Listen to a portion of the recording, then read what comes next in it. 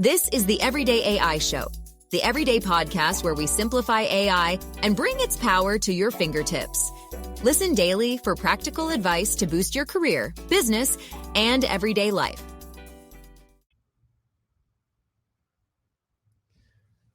We always think of generative AI pushing business outcomes, maximizing our efficiency. And it does. It absolutely does. It makes us all more efficient and it can multiply our business outcomes. But what about ourselves?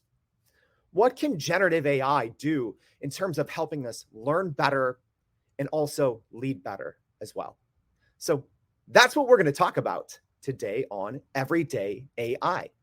My name's Jordan Wilson, and if you're new here, Everyday AI is a daily live stream, podcast, and free daily newsletter helping everyday people like you and me not just learn what's going on in the world of generative AI because it's hard to keep up. Literally, there's huge news every day, but how we can also take all of that, take all of those learnings and apply it practically to growing our careers and to growing our companies. I'm excited for today's show because we have a leader at Microsoft joining us to tell us how Microsoft Copilot specifically can help advance your leadership and advance your learning. So make sure you get your questions in now, get them ready. I know today's show is going to be a popular show. And if you are joining us on the podcast, thank you. You can always check the show notes. You can come back and join a thread. We usually have a thread on LinkedIn with a bunch of back and forth Q&A guests. But before we do, as we do every single day, let's first go over what's going on in the world of AI news. So Elon Musk is looking to raise $1 billion for XAI. Yes, that is billion with a B. So XAI is founded by Elon Musk and has filed for an equity offering of up to $1 billion, according to recent reports. So XAI will obviously compete directly with other AI companies, including OpenAI, Microsoft, Google, and just about everyone out there building their own large language models. The big difference with the platform they're building is called Grok. I believe that's the pronunciation, but it uses real-time data from Twitter.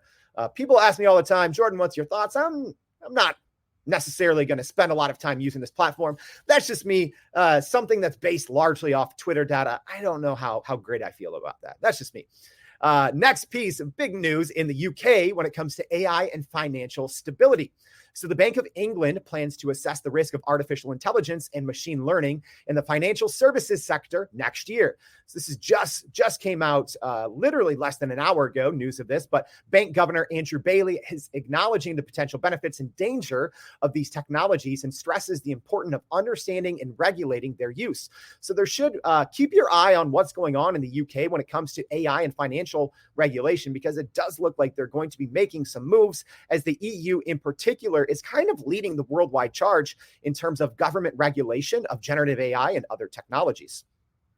And last but not least, NVIDIA is looking to make an iconic AI investment, but this has nothing to do with their GPU chips that we're always talking about. So NVIDIA CEO Jensen Huang is currently making a major investment in Singapore for the country's booming technology industry. So according to recent reports, this new investment would include potentially building a larger supercomputer and backing an iconic site for AI development. NVIDIA already has a supercomputer and AI technology center in Singapore, but it is looking to further invest and double down in the country's AI development. So, wow, a lot going on in the world of AI news. And like I always tell you, there's always so much more. So if you want to know more, make sure to go to youreverydayai.com. Sign up for the free daily newsletter. We always go over more things of what's happening in the world of AI news, as well as other tools and trends and everything like that. But we also break down every single podcast guest, their appearance on the show, like we're going to be doing today. So with that, I'm extremely excited for our guest today. So Microsoft Copilot, I think, has been grabbing all of the headlines, and rightfully so, after it's been starting to get released to enterprise customers a little more than a month ago. And so let's talk about what that means and how you can use Microsoft Copilot to advance your learning and advance your leadership. And if you do have questions, get them in now. So please help me welcome to the show. There we go. We got her. Carol Scott. Carol S. Scott, the Senior Director of Software and Digital Platforms at Microsoft. Carol, thank you for joining us. West Coast time, 5 a.m. Thank you. Awesome. Thank you for having me. I'm excited to be here. Absolutely. Well, hey, real quick, let's start here. Can you tell us a little bit about what your role is at Microsoft and a little bit about what you do? Sure. So my role as a senior director at Microsoft, I'm in the software and digital platforms group. And that group was formed last year to put all of our large partners and platforms and digital natives that build on Microsoft in one enterprise group. And so I lead our largest partner groups in the West for customer success. So we have really large partners like Adobe and Teradata and Snowflake and many others. And so it's an exciting time because our group is leading Microsoft globally in AI. And speaking of leading globally in AI, this is the hill I'm willing to die on, everyone. Like if you've heard the show, you know I'm a huge proponent of Microsoft Copilot. I'm a big fan of what they're working on. But Carol, from someone that knows much more than the rest of us, maybe just give us a little walkthrough of even what Microsoft Copilot even is. Yes. So, Microsoft is using this term Copilot as your everyday companion. So as you see here, it talks about your everyday companion for work and life. And even before we had access to Copilot, I think everyone that is really focusing on, using GenAI sees how it can be used in your everyday life. And so one of the themes that I really like is that at the end of the day, we're always in control of the output that we use. So, we may be using GenAI, we may be getting answers, but then at the end of the day, we get to, choose how we use it. But like this says here, we definitely get more personalized answers. Productivity is shot up. And also that creativity. I truly believe this is like the right brain moment. I like to say that GenAI requires using your whole brain. I know there's a lot of focus on STEM and of course in development, and that's great, but you really do have to dig deep and think about like how you use your natural language to be more creative. So I think it's helping all of us see creative parts of us that maybe we haven't even seen before. And if you are, maybe newer to generative AI, Carol, can you just a little bit explain? Because I think one of the main benefits, at least from my vantage point, of Microsoft Copilot is it comes to your operating system, right? So if you are one of those enterprise teams that has access to Microsoft 365 Copilot, it actually brings all of these capabilities to all of the programs that you use kind of across your operating system. Can you just real quickly just talk a little bit about how that changes the way that companies can even work? Yes, so it's been very exciting to get our hands on Copilot. And I do want to clarify that Copilot is not one thing. It's really a capability, right? It's your AI companion. So we have like 41 Copilots in Microsoft alone. It's definitely the ones people have been hearing about in 365, GitHub, and others, and then custom Copilots. But let me give you a little bit of background around how this works with 365 and at the operating level, and why right now it's at the enterprise level. So each person at Microsoft, so I'll use myself, has what's called the Microsoft Graph. And that is all the data. Think of it like your enterprise OneDrive, and then anything anyone in my network has shared with me in my own ecosystem. And then I also have access, based on my permissions, to work with and access other data within Microsoft. So the beauty of Enterprise Copilot is it really supercharges and differentiates your corporate data. So it's definitely on top of, Microsoft OpenAI, and then you have access to corporate data, then you have access to your own data. So as a knowledge user, when I go in and I use Copilot in different ways, whether it's in Teams or whether it's in Office or 365 at the operating level, it will pull data from everything that I have access to. And so it's really required us to think differently, because even in your prompting, once you know more of what you have access to, then you can like prompt better and get more out of it. Mm. And speaking of getting more out of it, and this is really what I want to talk about, because yes, Microsoft Copilot and other Gen AI systems can make your work, much more efficient and effective. But Carol, even from someone that's using it, right? How has this changed specifically, just Gen AI in general? How has it changed the way that you learn, right? Because I think that L&D, learning and development, is going to change a lot. But even for you, how has this changed the way that you learn now that you have access to this level of Gen AI and Copilot? Yeah, that's a great question, because I have a background in learning and development in addition to digital transformation and cloud adoption. And so I was very excited to go in and see like what I could do with it. So I've been a power user and subscriber of ChatGPT Plus since the beginning. And the thing that blew me away, first of all, is how quickly you can develop materials. And obviously, you have to make sure it's accurate and things like that. But a lot of the way I'm using is on content maybe I already know, or something I'm wanting to learn. And so first of all, like the time to develop and the way you can iterate has been transformative. So what I have done to practice, and I would encourage people to do this, especially in L&D, is say you take a McKinsey article that's 10 pages. So this is what I do with a lot of articles. Do I even want to read this? So I pop it in there and I summarize it. Then I'll say, create an executive briefing on this. Create a one-day workshop. Create a workshop for executives. Of course, it blows me away that it does it in like less than 60 seconds. I mean, that is amazing. So then the other thing I've been doing with it is simulation. So I've been working on a workshop that I'm going to deliver with someone on like bias in the workplace and how to advocate for yourself. And so first of all, it's gone very quickly. And then I've been actually doing simulations. And again, nobody told me this. I was just like, oh, can I simulate and do practice? And so the answer is yes. And then you can tell it, I want to go 5 rounds. So you play the person doing X, I play the person doing Y, and I want to go back. And then it'll say, oh, you did a good job, or you could have done this or that. And like for coaching and things like that, it's been amazing. I still think for sure humans need to be involved and you need to be thinking about what those use cases are.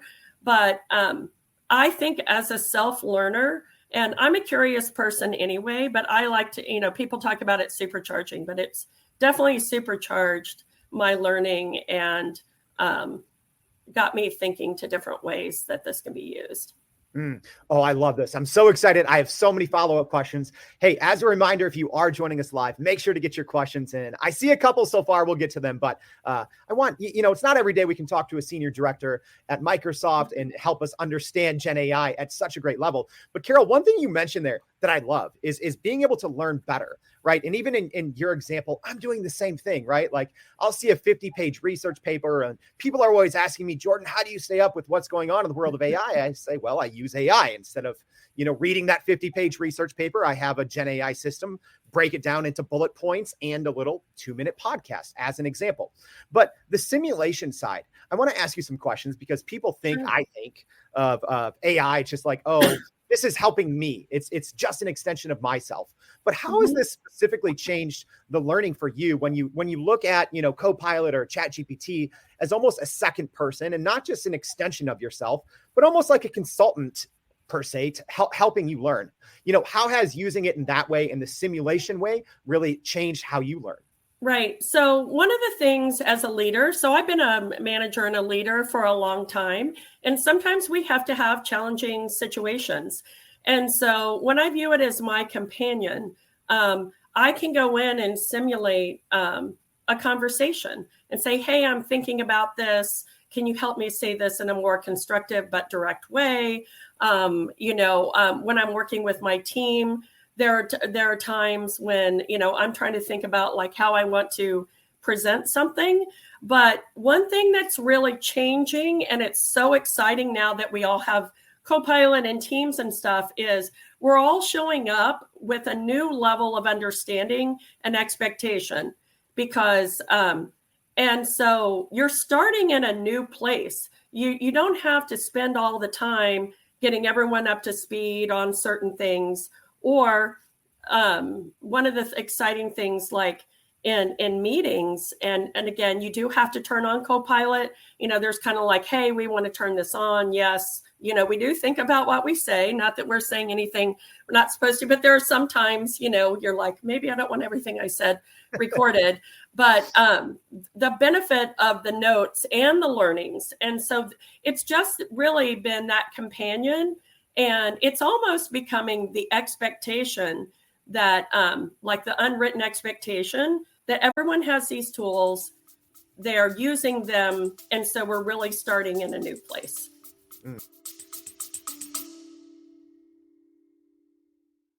Are you still running in circles trying to figure out how to actually grow your business with AI? Maybe your company has been tinkering with large language models for a year or more, but can't really get traction to find ROI on GenAI. Hey, this is Jordan Wilson, host of this very podcast. Companies like Adobe, Microsoft, and NVIDIA have partnered with us because they trust our expertise in educating the masses around generative AI to get ahead. And some of the most innovative companies in the country hire us to help with their AI strategy and to train hundreds of their employees on how to use GenAI. So whether you're looking for ChatGPT training for thousands or just need help building your front-end AI strategy, you can partner with us too, just like some of the biggest companies in the world do. Go to youreverydayai.com/partner to get in contact with our team, or you can just click on the partner section of our website. We'll help you stop running in those AI circles and help get your team ahead and build a straight path to ROI on GenAI. It's starting in a new place. It's that's such a good idea, because I think before GenAI, it seemed like, day-to-day work was sometimes repetitive. And I do think, Carol, what you said there, starting in a new place. Yes, you can start a project, your day, in different ways that maybe you didn't have the skill set to start your work at a certain place before. I think now GenAI changes that. Right. A great question here, Woozy. Thanks for this, because I didn't even think of this. But Carol, what's the feature of Copilot you are using the most? Okay, so my favorite one in Teams, so we basically have a Copilot that goes across, like I said, our entire graph. So all of our messages, all of our meetings. So I can go in. So yesterday I was at a women's conference and several other things. So when I get off here, I'm going to go in and say, recap my day, my meetings, what did I miss? And so it will go through and summarize everything. And then it actually has links to all of that content. And the other thing is meeting summaries, because we can't go to meetings, all the meetings. And so now, again, it's kind of that expectation. And I'll give one quick example. So we have an AI group for our software and development platforms group. And a lot of times I can't make those meetings, even though I'm interested, and it's almost daily. And so I go in every day and I look at the summary of the notes and who spoke and who did what. And so just that meeting summary in and of itself has been great.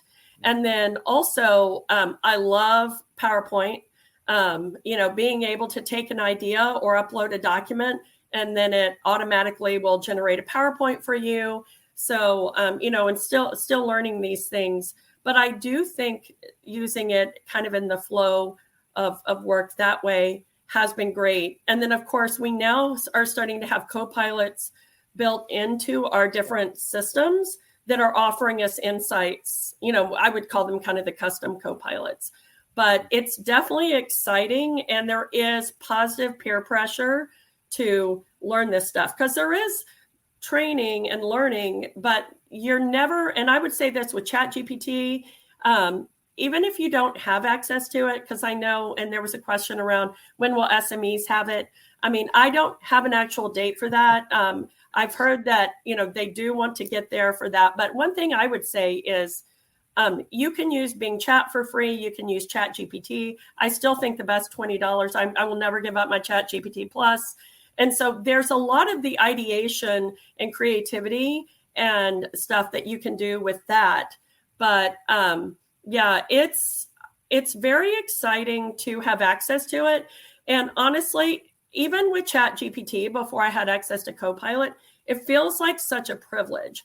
I'm like, I cannot believe we have access, that billions of dollars have been poured into this at no cost. And I know people went through this when they had the internet and this and that, and we take it for granted.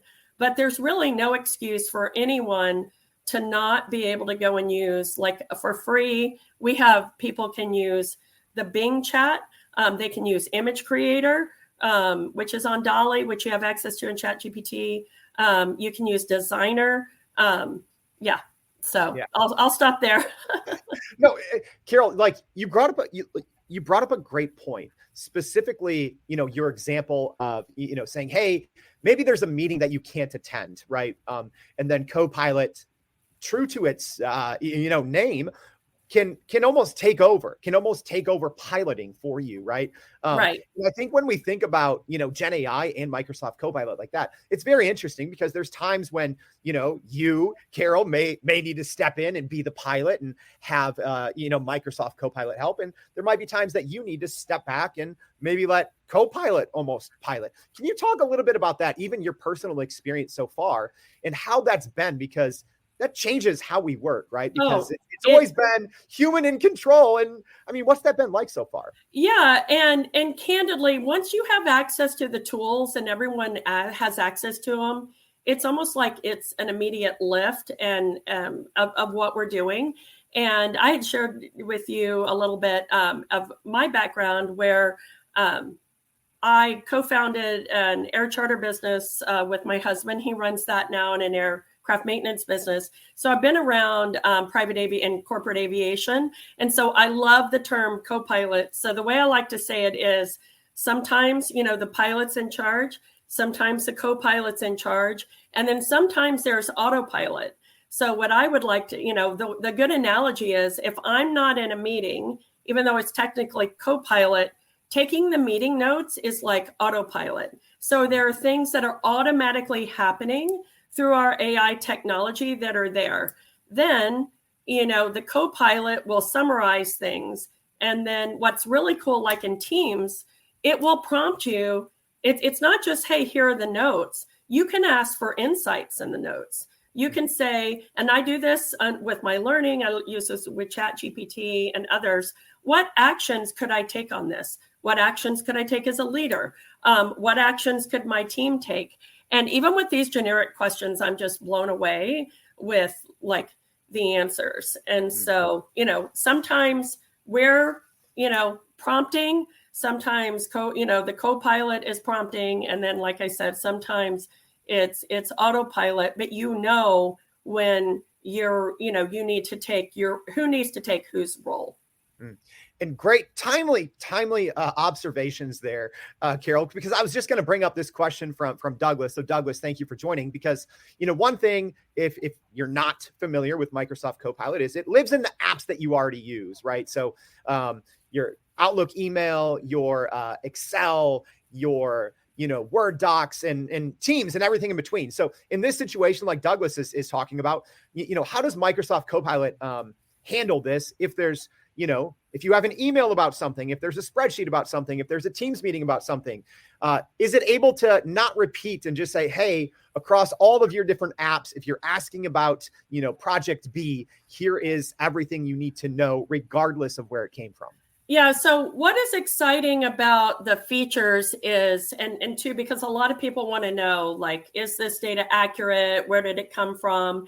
And so it will look across those different applications and it will give you answers. And then just like a footnote, like say something comes from 3 applications. I had this happen the other day for a Teams meeting because there was an Excel file and a PowerPoint file attached. So it had just a little footnote with links. Link number 1 was the meeting. Link number 2 was the PowerPoint, and link number 3 was the Excel. So what's exciting is you not only get the value of the conversation and the data in that, but then if you want to go to the source file and say, hey, I need to look at that, then you can definitely do that. And I see also someone's asking, how does it handle the overlapping? So it's amazing. I mean, I've never checked to see if it's 100% the way people said things, but it will have on there who said what and when, and it's pretty good at, capturing who said what. One other thing, and I don't, it's like a Copilot, maybe it's not part of the studio, but it's built into PowerPoint, is the speaker coach. So as a speaker, there's AI that as you're speaking, it can tell you how many filler words you used, how much you talked. I have, started using it, and some others, it's like, oh, I'm really talking a lot, or, oh, I'm trying to facilitate others to be included, and, this is not happening. So there's just all kinds of applications. Oh, I could use that on the podcast sometimes, Carol, I think, because sometimes I'm like, wait, did I just talk for 4 minutes straight and not give the guest the chance to chime in here? So I need that. So we've talked a lot, Carol, about learning, but what about leadership? How can, especially, when you're using something like Microsoft Copilot and it's tuned in to everything that you have going on in your day-to-day, because as a leader, you have to make tough decisions. You have to have tough conversations. How can GenAI and Microsoft Copilot help develop your leadership and maybe help you even make better leadership decisions? Right. So I would say, just kind of at the most foundational level with Copilot, it's just an ability to keep up, like as a leader, and to know what's going on. And then if you have a question, you're not digging for an email, you can go in and say, hey, you're thinking about something. It's like, give me all of the content, related to this person in the emails and that, and it will immediately aggregate that for you. So I think there's keeping up. The other is, it is forcing me to think differently and see, like, how can I show up better as a leader?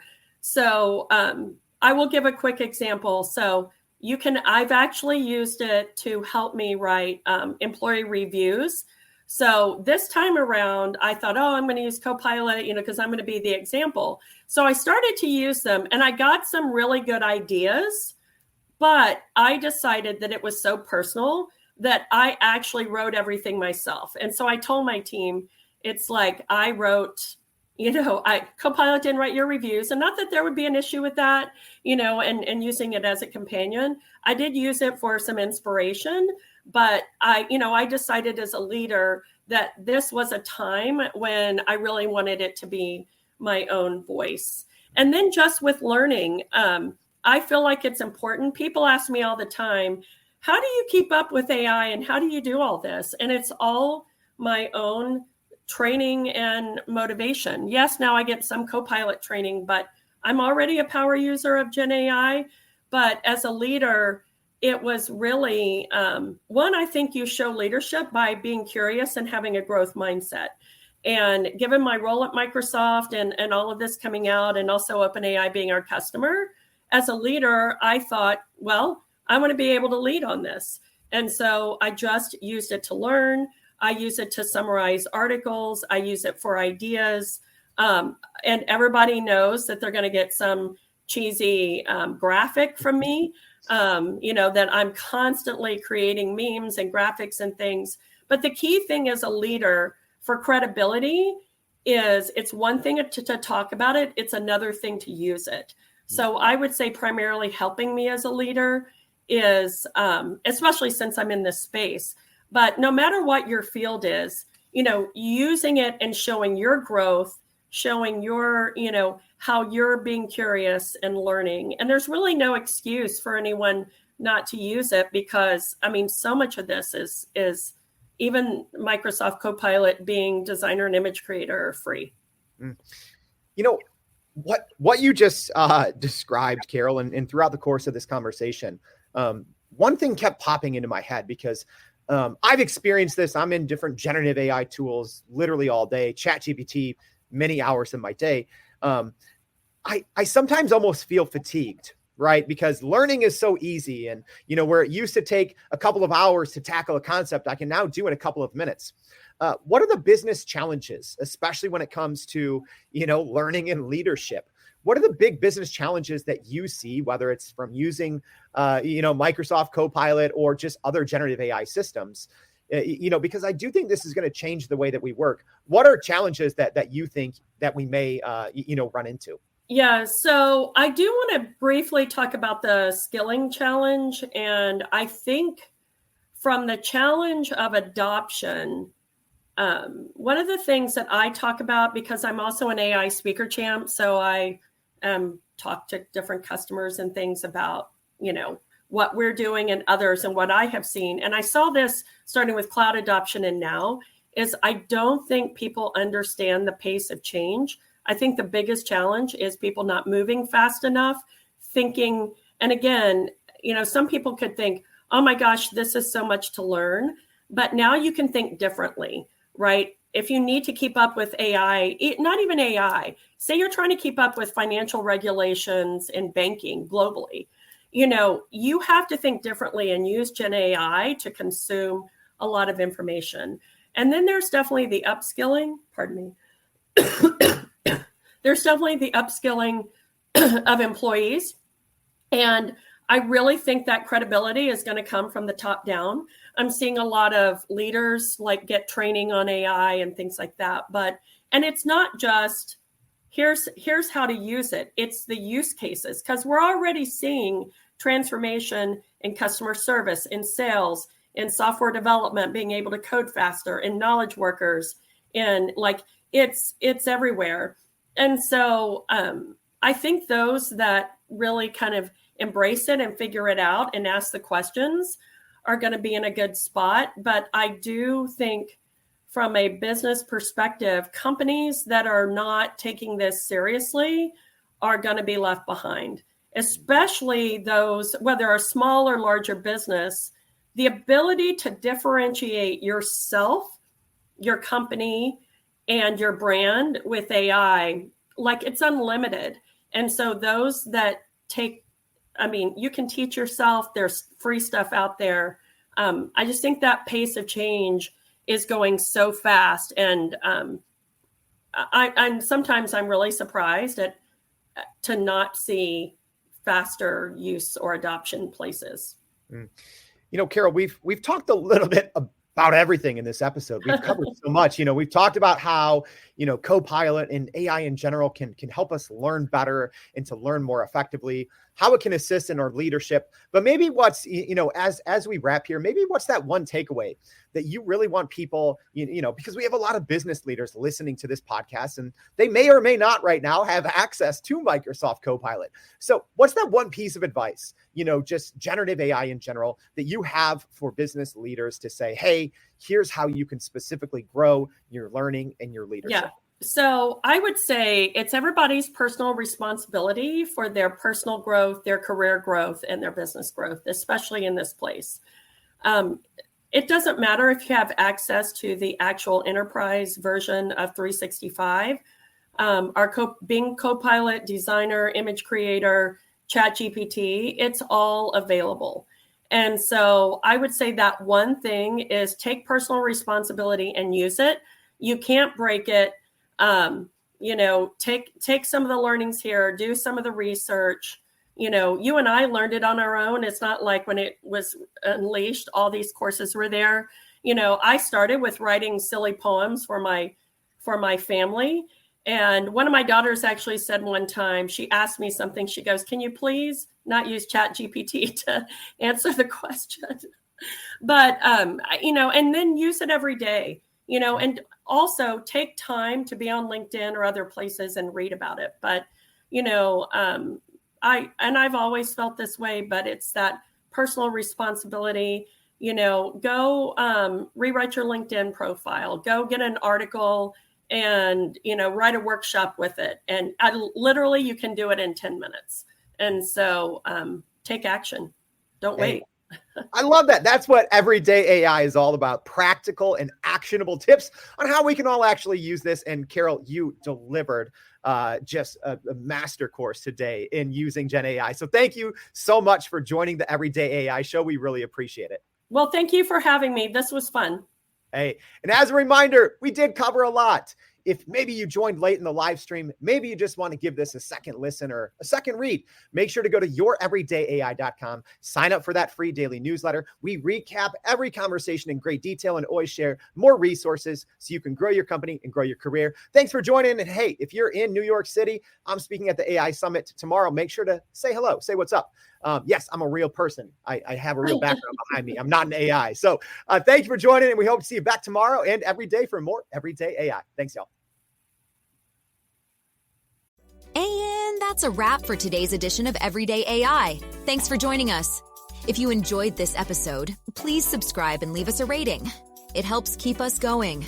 For a little more AI magic, visit youreverydayai.com and sign up to our daily newsletter so you don't get left behind. Go break some barriers, and we'll see you next time.